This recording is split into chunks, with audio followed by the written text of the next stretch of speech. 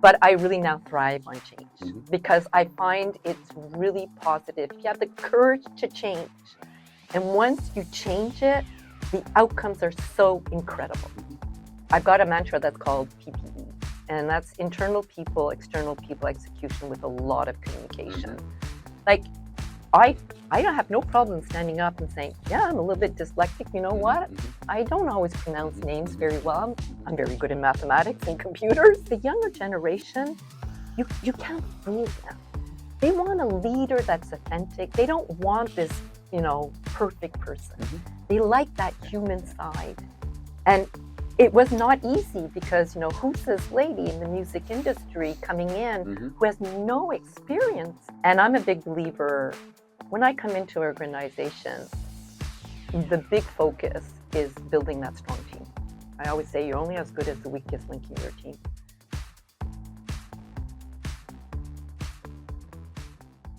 Andrea Martin, welcome to Leaders in Focus. Thank you, Nick. Pleasure. Great to see you. We met back in 2019, I think, when we were going through the process of hiring the CEO for PRS. Absolutely. So, trying to remember how we connected. It was through our Danish colleagues, I think. Yeah, the Danish colleagues. I was thinking I was being puerile, and I was on boards, but I have a little bit too much energy. So I met with Morten to talk about the different opportunities in Denmark. And I was also contacted by you and the team, and I wasn't really sure about PRS for music. I kind of said, PRS what? And I actually said no. And I remember having lunch with Morten and said, are you sure, Andrea? This is perfect for you around tech, data, music, older company that needs transformation. And I looked it up and I thought, okay, let's go for it. Because it really pulled on a lot of threads of Reader's Digest and Royal Mail, where you've been previously, but also that sort of heavy data piece. I mean, from the outside looking in, you have transformed the organization. Absolutely. So PRS for music on Company House, you can see it's a limited company reporting into PRS, which is a non-for-profit. We negotiate the licenses around the world wherever the music of our 165,000 members are played. And we have composers, writers, and publishers. And we essentially process the data. Believe it or not, we process 3 times more data as far as all the data we have as than Visa transaction in the world. Just to give you an idea, it's trillions.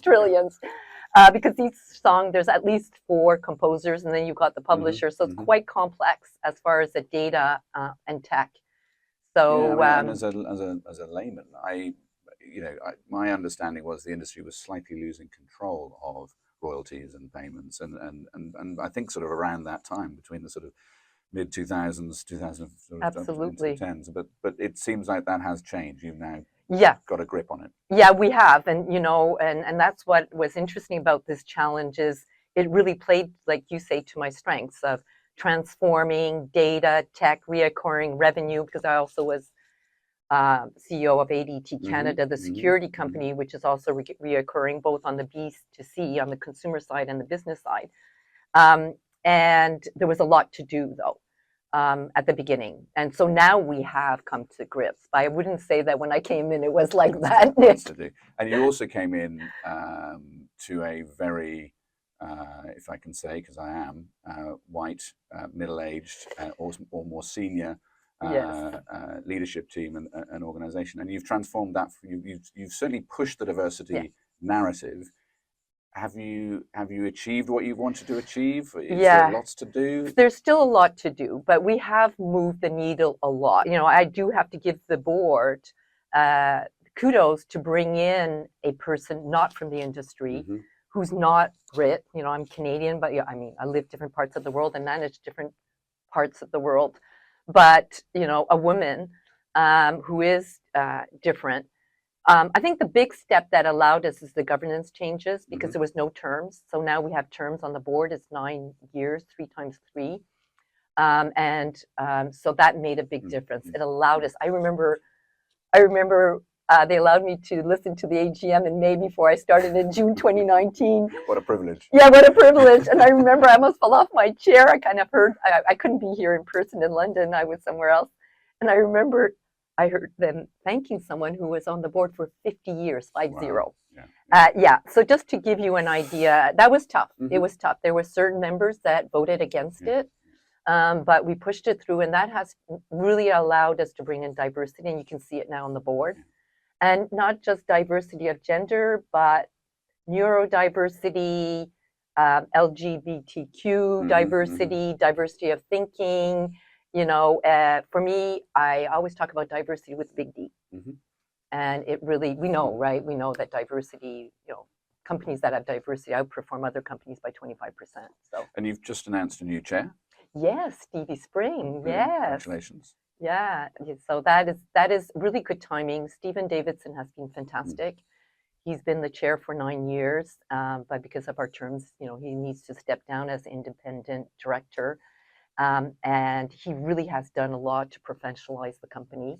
And he had the, you know, the courage to hire me, and always stood behind me. But it was also that courage through that process where you were changing the rules and you were changing. Because I remember talking to you at that time, and that was really hard. Oh yeah, I almost lost my job on that one. I can tell you. You know, when you do a lot of changes. But he had your back. He definitely did, always. But he also saw that we were delivering great results, and that we were changing, and you know.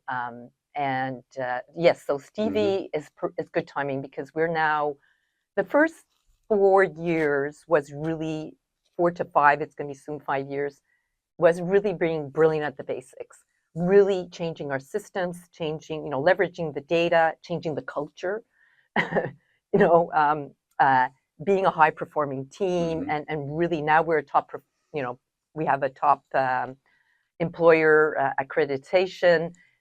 We have changed our Glassdoor ratings. It's incredible. Our engagement scores improved by 20 percentage points. So a lot around the people. And so I call that brilliant at the basics. Now we're at a phase is what are the big moves we will do to really bring us over and above. When I came in, the vision was to be more than a CMO, you know, and to really become commercial.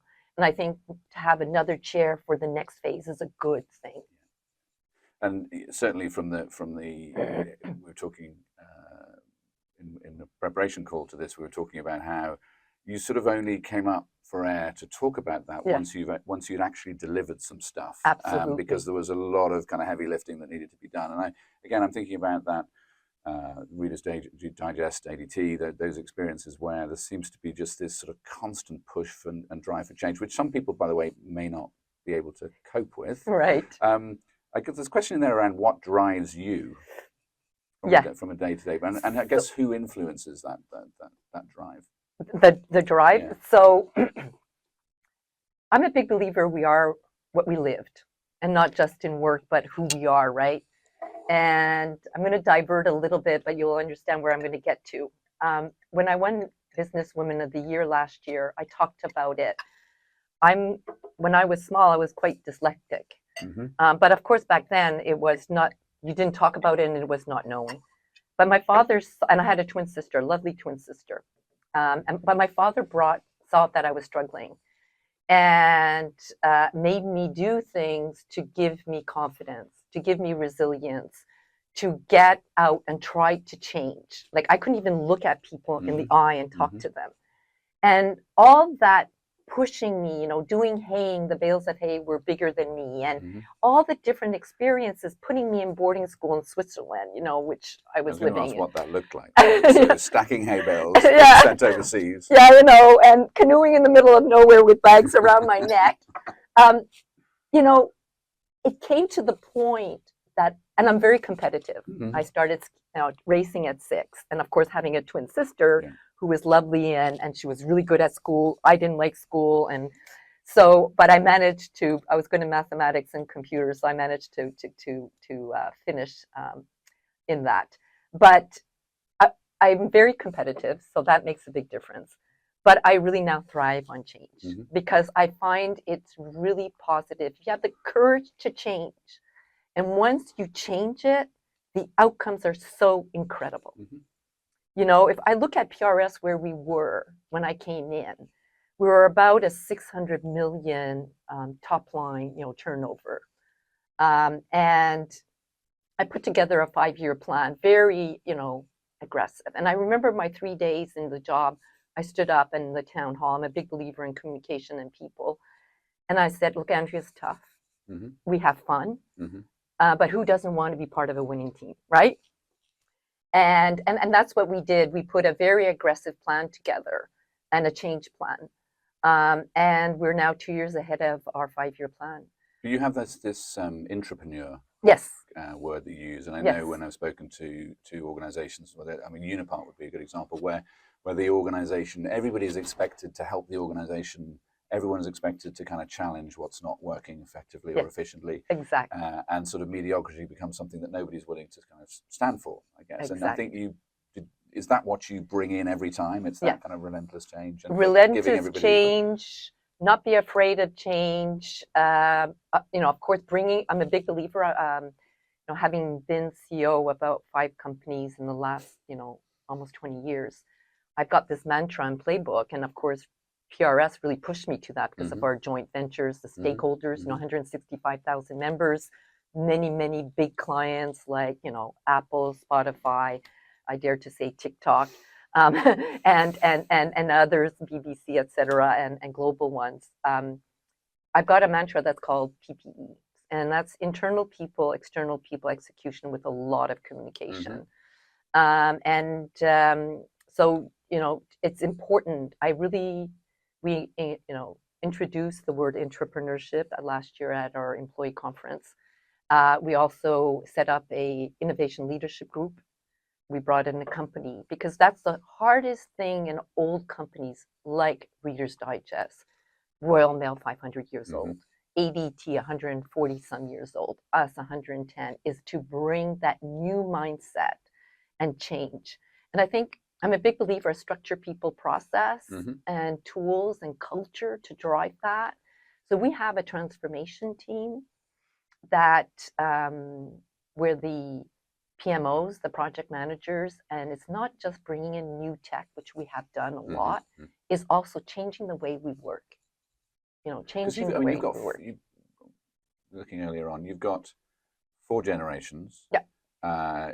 Probably not far off 5 generations. Exactly. I know you've got 5 children across all the generations. How do you manage that? How do you inspire 4 different generations that are all coming at this from very, very different angles? Yeah, I think one of the strengths that I've learned through, of course, also failures over my career and my personal life is where does the person is standing and where are they coming from? Mm-hmm. So where does the millennium, how do they view the world versus a baby boomer or, you know, the other generations? Mm-hmm. And I do that also for our members because we have different members. We've got very big members, we've got smaller members, we've got big publishers, smaller publishers, you know, meaning, and we have independent publishers, and we have the same thing on the customer side. We have different ones around the world, right? Where are they, and we have the joint ventures. So where are they coming from? And trying to always understand their perspective of life. Mm-hmm. I think that's one thing. Mm-hmm. The second thing that I'm big believer of is taking the time to communicate and getting people involved. I remember when I came in, I worked with Boyden and one of your team. Mm-hmm. 3 months into the job, I got 60 leaders, the top leaders of PRS. We are over 500 employees. And I'm a true believer, they have to own and build the strategy, mm-hmm. Okay? And so having these different generation and getting them, because that's also diversity, right? They're buy-in, but the diversity, and they represent to our members. Our members we have millennials, we've got, you know, we have a whole, you know, we have the whole spectrum, right? You go from Ed Sheeran to, you know, Paul McCartney, and even younger You've ones. Collaborated, I think, but anyway. So. Yes. So it's, it's really a lot of communication. I think on the high performing team process, obviously leader has to have the vision, but without the buy-in from the team and actually without influence on that vision from the team, you're not actually going to get anywhere. Absolutely. Push your water Absolutely. up, And constant uphill. communication, getting them in and being transparent. You know, with the millennials, with social media, that transparency and authenticity, like I don't have no problem standing up and saying, yeah, I'm a little bit dyslexic. You know what? I don't always pronounce names very well. I'm very good in mathematics and computers, Yeah. you know, and but that authentic, it brings the human aspect. You know, the next generation, you know, and the different generations, the 4 generations you're talking about, but the younger generation, you can't fool them. They want a leader that's authentic. They don't want this, you know, perfect person. They like that human side. But there is that, you mentioned earlier on, you know, you are a dominant leader in the sense that people know where you're trying to get to. And, you know, be on the bus because we're trying to get from A to Z and we might be at C. We've got a long way to go. But that authenticity, that ability to kind of engage across the generations, I think is you know, it's a skill. It's learned. I don't think it's something you're necessarily born with. Absolutely. But, do you suffer from you know, we talk about imposter syndrome for leaders because we get there, right? Oh my God, right, we're running the business. Where do you get sort of anxious or nervous, or is it stepping out onto red carpets? Is it stepping into stage for big events? Is it new strategies that you're trying to deliver? What? I know maybe what I'm going to say is I don't really have it. I suppose I'm going back to my father who you know, helped me quite a lot, especially up to my teenage years. First of all, because I was a little bit different, most of my friends were boys. I was a little bit of a tomboy myself, doing a lot of, you know, sports. And so, and also one of the things my father taught me, because I couldn't look at people in the eye, he says, Andrea, everybody's human. Okay. Remember that. And everybody's born equal, right? And doesn't matter gender. And so I never had that problem. It never bothered me. And I never focused on that. I've got 3 mantras in life. Looking at the glass half full. My father's eternal optimist. He's 100 years old and still alive. Wow. You know, my mother taught me where there's a will, there's a way. And the last thing that I've learned through, you know, 5 children and having a career and balancing all that is the KISS system with 1 S. You know, keep it simple. You know, there's 20% of our lives or work that drive 80%. It's figuring out the 20% that's really important. But to go back to your question, I always view them as human beings. And I think what's interesting is most of the composers and writers, you know, a lot of people, like last night I met someone who's friends with Steve Mack. Well, you say that to people have no idea who Steve Mack is, right? Well, Steve Mack is one of the biggest, well, actually, he was a little bit in the spotlight because of Ed Sheeran's, you know, court case. But before that, no one knew who Steve Mack was. And they are very human. You know, yes, there are some artists, it's you know, when you meet some of them, but I always see that at the end, the fundamental, they're all human. And I try to keep that side, you know. Of course, I think I get more nervous because I'm a little bit dyslexic when I'm in front of, you know, when I was in front of almost 2,000 people to get my award, that was quite something, right? But I've got techniques and I've learned techniques of, you know, how do I, you know, cope and deal with it. Cope and deal with it. It would be unfair of me. I've got a couple more questions. It would be unfair of me to not ask you about Businesswoman of the Year. So, Music Week. Those awards aren't sort of handed out easily. No. So what was the reason for you being given that award? Well, there's a whole panel and there's criteria, right? And if you look at the transformation and change at PRS, it's phenomenal. Of course, I wouldn't have done it without the team. And that's why it's so important to build that top performing team.